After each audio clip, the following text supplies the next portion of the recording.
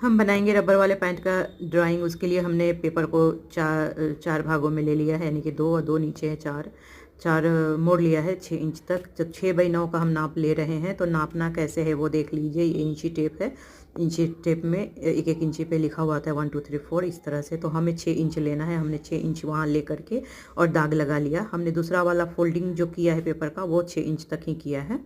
तो जितना हमें पैंट बनाना है उतना ही हम पेपर या कपड़ा को मोड़ेंगे, तो इससे हमारा कपड़ा बच जाएगा। तो आप देखिए हमने वहाँ 6 इंच लिख दिया है। अब हम उधर से हम म्यानी का लेंगे कि हम जिसमें म्यानी लगाएंगे, तो बच्चों का आसन जो होगा उसके लिए। तो हमने वहाँ से नीचे तक हमने लिया है 6.5, 2 इंच हम उसमें जो हमने कपड़ा मोड़ा है उसके अंदर हम 2 इंच का एक बॉक्स बना देंगे। और बॉक्स को किस तरह से मिलाएंगे, देखिए नीचे में अब मिला दिए।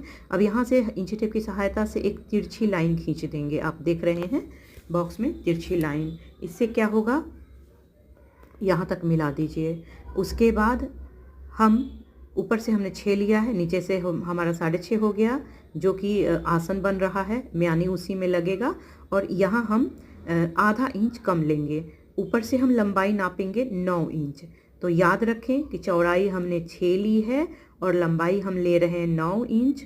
और ये एक लाइन हम खींच देंगे ताकि हमें काटने में ध्यान रहे कि हमें कितना कपड़ा काटना है, कहाँ से लेना है।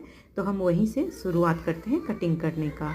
तो ये जो जांग का साइड का हो गया जिसमें कि रबर लगेगा, और साइड में 1/2 इंच हम तिरछा काटे हैं। तो इस तरह से हम बना लिए हैं शेप। आप देख सकते हैं यहाँ से यहाँ तक 6.5 हो गया। एक 2 इंच का बॉक्स बनाया, उसमें ये डिज़ाइन बना दिया। तो ये बॉक्स की लंबाई जो 6.5 है, और यहाँ पे हमने 1/2 इंच कम किया है, यानी कि 5.5 इंच लिया है इस जगह पे। तो आप देख सकते हैं। और यहाँ से यहाँ इसकी 3 इंच हो जाएगी जो रबर लगने का एरिया है।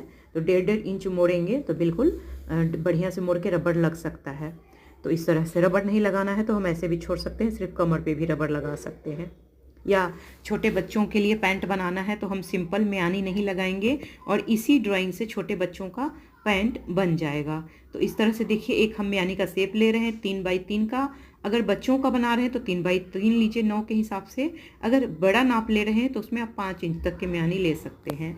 तो म्यानी लगाने से पैंट बहुत ही फैल रहता है और फटता नहीं है। अभी जो हम रेडीमेड लेते हैं तुरंत तुरंत फट जाता है, अब बहुत हमारा खर्च हो जाता है। तो आप इस तरह से पैंट बनाएंगे तो बहुत दिन तक टिकेगा, बढ़िया रहेगा और हम कुछ बचत भी कर पाएंगे। तो इस तरह से आप रबर वाला पैंट बेबी के लिए बना सकते हैं बहुत ही आसान तरीका से। समझ ना आए तो प्लीज़ कमेंट जरूर